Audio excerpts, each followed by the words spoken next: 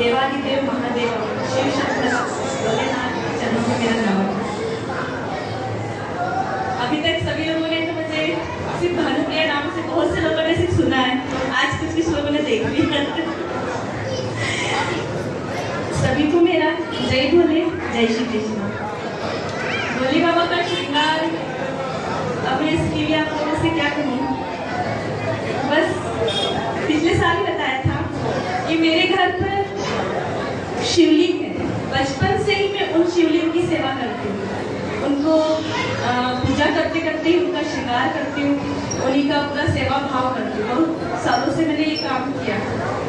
अचानक से ऐसा हुआ कि मेरी सिस्टर ने मुझसे कहा था कि हमें पशुपतिनाथ का व्रत करना है। तो मैंने कहा ठीक है करते हैं। बचपन से मेरा मन था इस मंदिर में आने का, लेकिन एक थोड़ा सा डर रहता था कि कभी गए नहीं है, कहीं इस मंदिर में जाना चाहिए या नहीं जाना चाहिए। लेकिन हमने डिसाइड किया कि हम अगर पशुपतिनाथ का व्रत करेंगे तो यहीं से करेंगे। हमने यहीं से इस व्रत को स्टार्ट किया। यहाँ पर हमें नहीं पता था कि हर सोमवार आरती होती है। हम लोग यहाँ पर पूजा करने आते, पूजन करते करते एक छोटी सी आदत हो गई कि पूजन करते करते मैं श्रृंगार करती हूँ। मैं कभी ऐसे ही कुछ भी नहीं चढ़ाती हूँ। पूजन करते करते श्रृंगार करते करते यहाँ से हम चले जाते थे। यहाँ पर आरती होती थी, यहाँ पे भैया लोग सारे थे, वो हमेशा सोचते थे पता नहीं कौन आता है, श्रृंगार करके चला जाता है।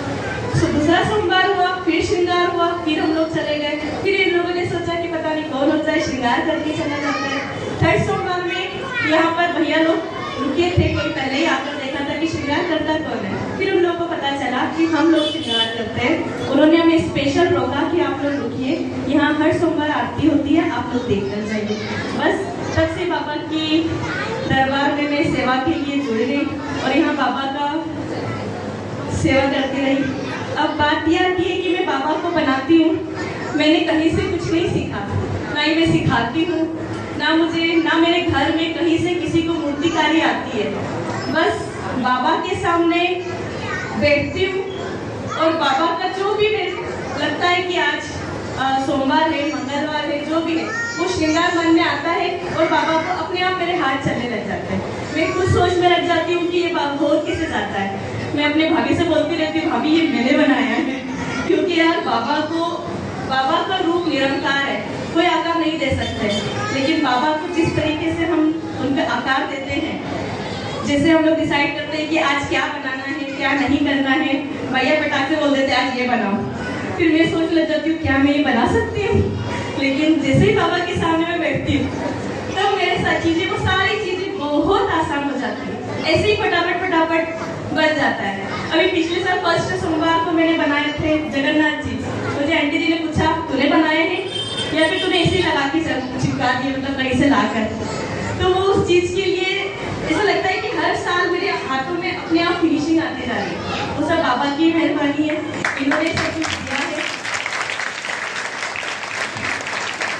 बोलते हैं कलाओं के देवता कुछ सरस्वती माता, उनकी भी गुरु है।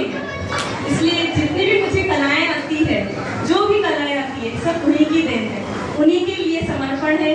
तो पूरा श्रावण और मेरा जो भी रहता है सेवा भाव, मैं सुबह 11 बजे से श्रृंगार चालू कर देती हूँ अपने घर में। 11 बजे से बाबा का श्रृंगार चालू हो जाता है। 11 बजे से लेके 3 बजे तक मैं बाबा का श्रृंगार करती हूँ, 3:30 बजे तक। उसके बाद मैं कोचिंग पढ़ाती हूँ। कोचिंग पढ़ाने के बाद 5:30 बजे जस्ट नीचे आकर रेडी होकर बाबा की सेवा में यहाँ आ जाती हूँ। मेरा दिन, कहते हैं कि श्रावण में बाबा की सेवा करना चाहिए, मेरा दिन सुबह से लेके शाम तक, रात की 11:30 बजे तक सिर्फ बाबा की सेवा में जाता है। इतना अच्छा श्रावण शायद ही किसी का होता होगा जो मैं मानती हूँ कि मेरा है, क्योंकि पूरे श्रावण, पूरे दिन, एक दिन सिर्फ बाबा की सेवा होती है। बाबा से शुरू, बाबा पे ही खत्म होता है मेरा दिन। वैसे ही मेरे शिवरात्रि पे भी होता है। शिवरात्रि पे क्या रहता है कि लंबी लंबी कतार लगती है बाबा के दर्शन के लिए, और मेरे इतने अच्छे भाग है कि मैं शिवरात्रि के दिन बाबा के साथ होती हूँ अंदर। ये सब मेरे बाबा की ही मेहरबानी है। मैंने उन्हें नहीं चुना है, उन्होंने मुझे चुना है अपनी भक्ति के लिए।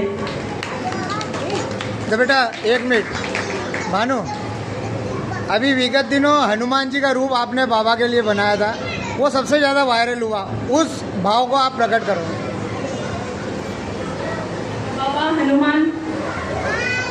भोले बाबा की 11वें रुद्र अवतार है।